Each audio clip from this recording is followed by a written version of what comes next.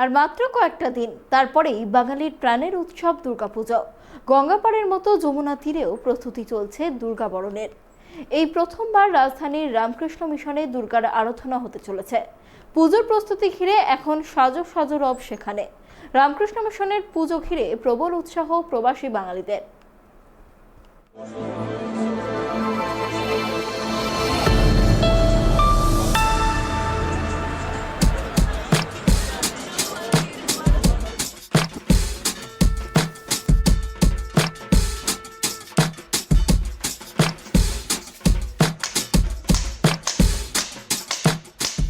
তার লাগোয়া এলাকায় বারোয়ারি দুর্গা উৎসবের সংখ্যা দিন দিন বাড়ছে। পরিসংখ্যান বলছে ছোট বড় সব মিলিয়ে প্রায় 400টি দুর্গাপূজা হয় রাজধানীতে। এবার সেই তালিকায় যুক্ত হচ্ছে রামকৃষ্ণ মিশনের দুর্গাপুজো। 1927 সালে যাত্রা শুরু দিল্লির পাহাড়গঞ্জের রামকৃষ্ণ মিশনের। শতাব্দীর খুব কাছে চলে আসা রামকৃষ্ণ মঠের এই শাখায় প্রথমবার দুর্গাপুজো হতে চলেছে। মূলত বৈদিক মতে পুজো হয় মিশনের প্রতিটি শাখাতে। সন্ন্যাসী, ব্রহ্মচারী ও স্বেচ্ছাসেবকরাই মিশনের পুজোর কাজ করেন। এখানেও তার ব্যতিক্রম হবে না বলে জানিয়েছেন মঠ কর্তৃপক্ষ। শতাব্দীর দোরগোড়া এসে দাঁড়িয়েছে দিল্লি রামকৃষ্ণ মিশন। এত বছরের মধ্যে এই প্রথম এখানে দুর্গাপুজো হচ্ছে। এবছর তাদের দুর্গাপুজো ঘিরে সাজো সাজো রব। মন্দিরের মধ্যেই দেবী মূর্তি তৈরি হচ্ছে, আর এই দেবী মূর্তি তৈরি করছেন পশ্চিমবঙ্গের কৃষ্ণনগরের এক শিল্পী।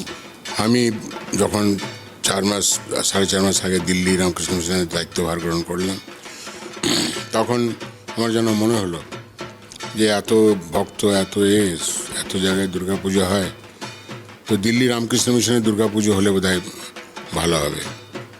সেইভাবে আমি আমাদের মুখ্য কার্যালয়, হেডকোয়ার্টার্স, বেলুড় মঠের কর্তৃপক্ষকে চিঠি লিখি এবং অনুমতি চাই, এবং ওনারা খুব তাড়াতাড়ি রাজি হন এবং আমাকে দুর্গাপুজো মূর্তিতে সাড়ম্বরে করার অনুমতি দেন।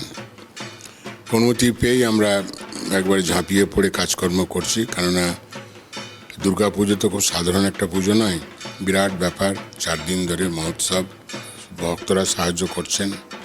তো এই জন্যেই এইভাবেই দুর্গাপুজো এবার শুরু হয়েছে এবং ঠাকুর মায়ের ইচ্ছায় প্রত্যেক বছরই হবে। রামকৃষ্ণ মিশনের পুজোয় অন্যতম আকর্ষণ কুমারী পুজো। স্বয়ং স্বামী বিবেকানন্দ বেলুড় মঠে কুমারী পুজোর সূচনা করেছিলেন। সেই সময় বেলুড় মঠে উপস্থিত ছিলেন মা শারদা দেবী। সেই থেকে আজও বেলুড় মঠে ঐতিহ্য ও প্রথা মেনে অষ্টমীর দিন পুজো করা হয় কুমারীদের। মহাষ্টমীর দিন বেলুড় মঠের কুমারী পুজো দেখতে বাড়তি উৎসাহ থাকে ভক্তদের মধ্যে। বেলুড়ের মতো দিল্লির রামকৃষ্ণ মিশনের দুর্গাপূজাতেও কুমারী পুজোর আয়োজন করা হচ্ছে। বাংলার দুর্গাপুজোয় থিমের আধিপত্য থাকলেও অনেকেই ছুটে যান বেলুড় মঠের পুজো দেখতে। সেরকম দিল্লির বাঙালি পাড়াগুলোতে ধুমধাম করে দুর্গা আরাধনা হলেও এবার তাদের দুর্গাপুজোয় নয়া ডেস্টিনেশন হতে চলেছে পাহাড়গঞ্জের এই রামকৃষ্ণ মিশন। আমাদের বোধন হয় সপ্তমীর আগের দিন, বোধন ষষ্ঠী বলি। মাকে আহ্বান করা হয়, অধিবাস হয়, মা আসেন। তারপর সপ্তম থেকে রীতিমতন দুর্গাপুজো শুরু হয়ে যায়, পূজা আরম্ভ হয়ে যায়। সারাদিন ধরে পুজো চলে, নানা নিয়ম আছে, রিচুয়ালস আছে। আর অষ্টমীর দিনে হচ্ছে খুব ইম্পর্টেন্ট পুজো, সবাই জানে। সেই পুজোতে সন্ধি পুজো হয় এবং সেই অষ্টমীর দিনেই হয় তোমার কুমারী পুজো। এই দুটো খুব ইম্পর্টেন্ট পুজো সেই দিনই হয়। তারপরে নবমীর পুজো আছে, তবে দশমীতে বিসর্জন, মাকে বিসর্জন দেওয়া হয়। মিশনের মহারাজরা মনে করেন খাওয়া দাওয়া ছাড়া যে কোনো উৎসবই অসম্পূর্ণ, তাই পুজোর 4 দিনই এখানে থাকছে প্রসাদের ঢালাও ব্যবস্থা। রামকৃষ্ণ মিশনের দুর্গাপূজা নিয়ে উচ্ছ্বসিত প্রবাসী বাঙালিরাও। আমাদের প্রচুর বাঙালি ভক্তও আছে।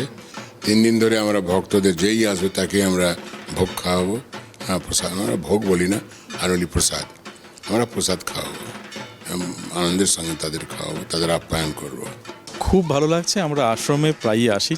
যখন শুনতে পেয়েছি যে এবার দুর্গাপুজো হবে প্রথমবার, তো মানে আমাদের যেটা এক্সাইটমেন্ট অনেক বেড়ে গেছে। বাঙালির কাছে দুর্গাপুজো ডেফিনেটলি একটা আমাদের সবচাইতে মেইন উৎসব, আর আশ্রমে এসে এটা উদযাপন করা আমাদের কাছে অনেক বড় ব্যাপার। আমরা খুব খুশি।